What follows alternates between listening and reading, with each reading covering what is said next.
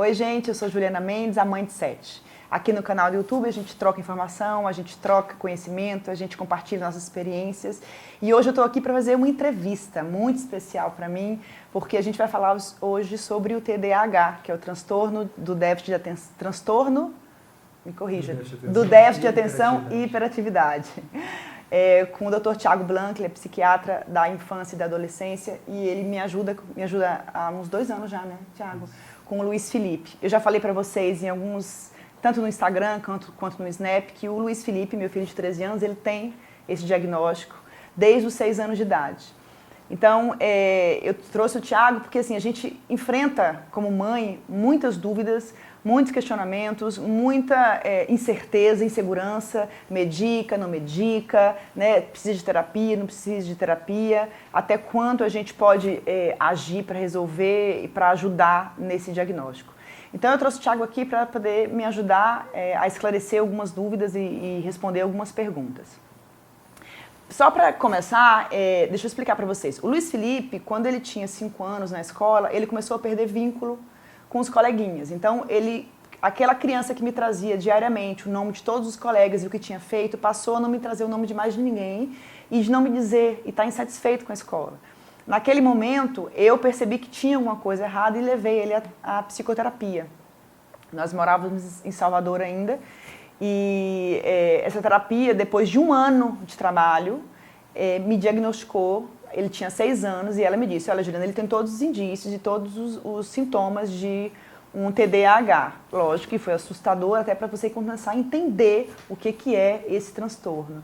E assim, Thiago, deixa eu te perguntar, cedo assim você já começa a perceber esses sintomas e assim, precisa de o diagnóstico, como é feito? Porque hoje muita mãe, assim, muita gente tem diagnosticado o TDAH às vezes com uma sessão. Né? A gente consegue fazer esse diagnóstico tão rápido assim? Como é que funciona o diagnóstico do TDAH? Olha, Juliana, o TDAH é uma doença bastante discutida na saúde mental da infância e adolescência, e o diagnóstico ele é muito delicado e precisa, na verdade, de um cuidado bastante especial de quem está avaliando, seja o psiquiatra, seja o neuropediatra ou qualquer outro profissional da saúde mental que esteja junto conosco nesse processo de investigação. E ele precisa ser feito de uma maneira que a gente consiga enxergar essa criança dentro das suas competências particulares, mas também dentro do seu contexto. Quando a gente observa a criança, e a queixa principal que nos chega quando uma criança tem um potencial diagnóstico é dificuldade escolar, a primeira coisa que a gente tem que observar é se essa dificuldade escolar dada pela hiperatividade ou pela desatenção, ela pode ser mediada pelo ambiente. Se o manejo parental, ou seja, as práticas que os pais adotam para o controle do comportamento disfuncional ou dos comportamentos inadequados, eles estão sendo efetivos, estão sendo suficientemente bons para o atendimento daquela criança.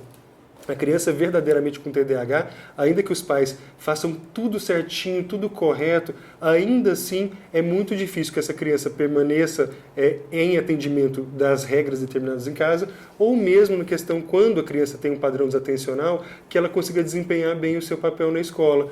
É aquela criança, a criança desatenta é uma criança que, ainda que o modelo educacional seja adequado, ainda que a mãe esteja consigo fazendo o dever e adotando as práticas pedagógicas que são adequadas, ainda assim tem grande dificuldade.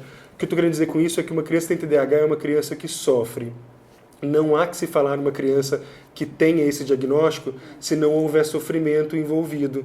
Né? Então, quando alguém questiona a existência ou não dessa doença, eu sempre digo, olha, ninguém está propondo, na verdade, diagnóstico para uma criança que está indo bem na escola, que tem amigos, que é chamada para as festinhas de aniversário, sim. Que é chamada nas noites de pijama e etc. Essa criança, por mais que ela seja inquieta ou desatenta, ela está indo bem, ela não precisa, ela não tem um diagnóstico. O diagnóstico ele vai ocorrer sempre que houver prejuízo identificado pela criança ou pelos seus pais. No caso de Luiz Felipe, a autoestima dele já estava muito abalada, porque ele já estava achando, ele fez, mãe, eu não consigo ler e eu não quero aprender a ler, porque eu não dou conta disso. E ele já era assim, os coleguinhas já riam dele, primeiro porque ele não conseguia ficar em sala de aula, hipótese alguma, ele tinha que sair porque ele incomodava, porque a parte lúdica demora, né? Essa parte da maturidade é diferente, né? Ele amadurece depois E isso interfere demais na dinâmica da sala de aula. E ele sofre, o Luiz Felipe sofre muito. Assim, é um trabalho que a gente tem feito na parte social, na parte dele conseguir acompanhar, né, uma cópia, porque até a aquisição da alfabetização dele, o que aconteceu com o Luiz Felipe? Eu levei ele uma neuro e ela entrou com medicação. E eu tive um Luiz Felipe de antes e um depois, aos 6 anos de idade. Então, você resolver medicar uma criança com 6 anos de idade, você tem que ter muita segurança daquilo que está falando, mas é porque eu vim depois de um ano de tratamento. E eu percebi um Luiz Felipe tratado, né? Diferente, era uma criança mais contida, mas eu ouvi muito isso. O seu filho agora ele está tratado. Ele tem um transtorno e está assim, medicado naquele momento, né? E assim, é pontual. Nas férias eu não dava, final de semana eu não dava.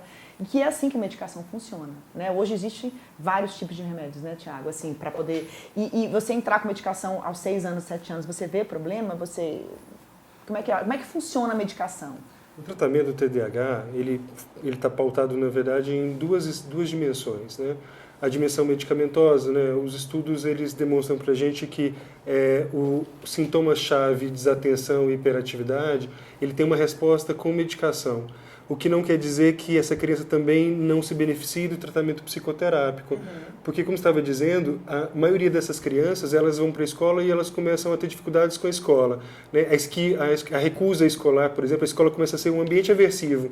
E isso é muito preocupante. Imagina uma criança de 5, 6 ou 7 anos, que a escola começa a ser o pior ambiente dela. Ela vai ter uma carreira acadêmica longa ainda pela frente e é preciso a gente assegure que a escola seja um ambiente favorável. Ao mesmo tempo que também vai ter problemas sociais, socialização. Eu digo sempre assim, quando os coleguinhas da escola começam a se queixar da criança, a gente tem que abrir o olho, na verdade, porque alguma coisa está acontecendo de grave com essa criança. Então, quando a criança já começa a ter problemas do ponto de vista de aceitação e assim por diante, a terapia tem um papel fundamental instrumentalizando essa criança de estratégias para lidar com seus problemas, para resolução de conflitos, de empoderamento, na verdade, disso tudo e, sobretudo, para lidar com seus problemas do ponto de vista atencional ou mesmo de hiperatividade, conseguindo se controlar um pouco mais e junto com a medicação, que é o que vai fomentar esse recurso nesse momento para isso fundamental. A partir dos 6 anos de idade é a idade que a gente começa já a usar recurso medicamentoso. A Ritalina ou metilfenidato, que é o nome da substância, que é a medicação mais utilizada, ela está prevista para o uso a partir dessa faixa etária. Não há problema de usar, é uma medicação muito segura, não traz riscos para a criança, mas também a gente tem que sempre cuidar, na verdade, por isso que um profissional especializado, um profissional bastante capacitado, é importante para você fazer a escolha adequada do remédio. A gente hoje tem algumas opções medicamentosas importantes, mas eu vou alertar para uma coisa mais, Juliana, é que também é importante quando a gente está avaliando essas crianças que têm sintomas como a gente está comentando aqui, de desatenção e hiperatividade, de pesquisar outras possibilidades que possam estar induzindo esses sintomas, que são o que a gente chama na medicina de sintomas muito inespecíficos. Ora, uma criança ansiosa, uma criança deprimida, uma criança que tem problemas com violência doméstica, todas as crianças podem ficar desatentas, assim como uma criança com deficiência intelectual leve ou mesmo cognição limítrofe, também podem ser crianças muito, muito inquietas ou que não atendam às regras da escola. Então, por isso que um profissional habilitado é necessário e importante para que a gente possa assegurar que o diagnóstico é realmente TDAH e que é essa medicação que melhor vai atuar para essa criança. E o papel dos pais no dia a dia de uma criança com déficit de atenção, no controle de estudo? O Luiz Felipe hoje tem 13 anos, então assim, ele está numa idade em que tem muito trabalho, muita data de entrega de trabalho, data de prova, Então, esse controle externo que às vezes ele não dá conta de fazer, esse papel, porque eu fico muito assim, cara, eu não estou sendo uma muleta para o Luiz Felipe, não estou fazendo por ele mais do que eu deveria, né? Então, esse papel da gente, às vezes porque vai crescendo, você quer começar que a criança desenvolva. Não, você tem que se virar, você tem que fazer, o seu horário, a sua mochila, você que organiza, a gente começa a deixar com que eles fiquem mais independentes. No caso do TDAH, essa autonomia, ela é diferente, não é? Ela é diferente. A gente tem hoje, a ciência está muito clara demonstrando que essas crianças, em média, têm um atraso na maturação do cérebro em torno de 2 anos. Então, uma criança que vai ter alguma maturidade mais atrasada mesmo em relação aos demais. O alvo final é alcançado, não há que se preocupar com isso. Mas, de fato, são crianças que vão exigir um cuidado maior. O que é importante é a gente olhar para cada criança, Juliana, e para cada filho de uma maneira muito singularizada. Então, para cada um dos nossos filhos, nós vamos precisar adotar práticas diferentes. Então, se um dos seus filhos precisa, na verdade, de que você esteja com eles construindo a agenda, que esteja, na verdade, junto, monitorando e elaborando o tempo, na verdade, controlando o tempo para que ele consiga fazer, ótimo, você vai ter que fazê-lo. Se outro consegue ir sozinho, sem grande problema, deixe-o ir sozinho para ele, que ele tenha autonomia. O fato é que nós temos que sempre estar atentos para usar do que ele já alcançou, na verdade, e valorizar isso, recompensar o que ele já alcançou, mas atentos também para não deixar de dar o suporte necessário para alguma função que ele não alcançou. Uma coisa importante é que nós temos, a princípio, uma tendência a achar que se meu filho tem 12 anos, aos 12 anos ele tem que dar conta de amarrar o cadastro, ele tem que dar conta de o dever sozinho, ele tem que dar conta de organizar o material da escola para o dia seguinte. E, eventualmente, o meu filho de 10 anos não consegue fazer isso. Então, eu vou precisar ajudá-lo até que ele consiga alcançar essa competência, essa maturidade para isso. Alguma outra criança, talvez mais jovem, já consiga fazê-lo. E isso não quer dizer que o meu filho de 10 anos deva ser desqualificado porque não compete a isso. Então, vamos olhar para cada criança de uma maneira singular, individualizada. Competências. Exatamente. Nisso ele pode não ser tão bom quanto os outros, mas em tantas outras coisas ele pode ser muito melhor. Essa é a vantagem de ter tanto menino em casa, porque eu consigo enxergar as competências, né? Uma é muito organizada, a outra é completamente desorganizada, e na mesma idade, por exemplo, no caso das meninas, e tem que respeitar o ritmo e o momento de cada um. Mas assim, voltando um pouquinho, Thiago, quando a gente fala dos bebês, eu estou agora com um bebê de 1 ano, a Maria Beatriz, e a gente fala do excesso de estímulo, né? Eu tenho uma preocupação com excesso de estímulo, com excesso de brinquedo, excesso de atividades, esse excesso. Isso pode piorar um sintoma, e se você tomar cuidado com a atenção dessa criança, você pode, não digo reverter, mas melhorar os sintomas do TDAH, porque Maria Carolina, por exemplo, uma das trigêmeas, ela tinha olhava para ela e falava assim, eu estou achando que ela está indo pelo mesmo caminho do irmão, extremamente desatento, dificuldade para dormir, e a minha preocupação foi, tipo assim, ela tinha mania de, por exemplo, almoçar ou comer assistindo TV. Então eu comecei a tirar isso e comecei, olha, você está vestindo sua calcinha ao avesso. Ela sempre vestia tudo ao avesso. Presta atenção na etiqueta. Então eu passei a estimular essas atenções. Esse trabalho, ele tem realmente efeito e há o contrário também, aquela coisa que você estimula demais. Existe isso mesmo? Primeira coisa é a questão do manejo ambiental, né? É preciso que a gente, na verdade, consiga organizar o ambiente para favorecer o desempenho dessa criança, né? Então, quer dizer, se é uma criança que se distrai facilmente, ora, o local de atividade educacional, que vai fazer o dever de casa, por exemplo, ser um local com pouco estímulo. Não vou colocar a criança para fazer o dever na sala de jantar da casa, onde tem um monte de gente passando a TV do lado. Lá em casa eu preciso dar uma organizada, né? Porque assim, eu preciso arranjar um lugar para cada um. Mas, Quando a criança não consegue fazê-lo. Se a criança consegue fazer, ótimo, pode fazer. Mas se alguém tem dificuldade atencional, a gente precisa, na verdade, organizar para que tenha menor quantidade de estímulos. Em relação à estimulação, na verdade, desde criança, o que eu acho importante é que a gente consiga olhar para aquela criança de uma maneira, de novo, singular e oferecer a quantidade de estímulos que ela consegue se apropriar. Óbvio que a gente tem que tomar cuidado atualmente, né, nesse mundo contemporâneo tão cheio de tecnologia, de que a gente não substitua a tecnologia pelo contato social. É importante que a gente possa oferecer. Eu sou super favorável ao uso dos tablets, dos recursos que eles têm, do telefone, eventualmente com algumas funções, mas não há que substituir esses recursos pelo contato, pelo brincar com o pai, brincar com a mãe, brincar com os dois ao mesmo tempo, brincar com os irmãos e com seus colegas.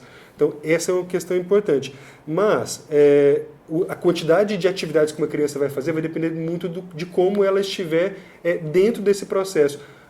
Pode ser que uma criança tenha uma agenda bastante ocupada e, mesmo assim, ela conseguir estar muito bem e estar feliz e conseguir um sucesso com tudo isso.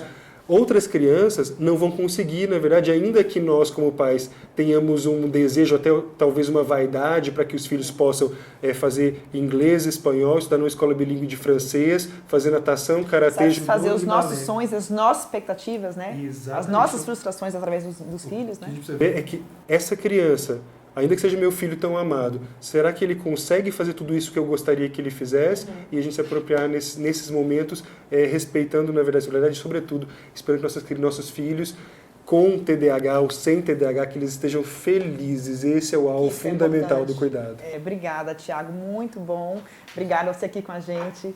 Gente, eu espero que tenha esclarecido muita dúvida. Se for preciso, ele volta aqui de novo, né, Tiago? E agradeço a vocês pelas perguntas que vocês mandaram. Acho que tem esclarecido muita coisa e obrigado por assistirem.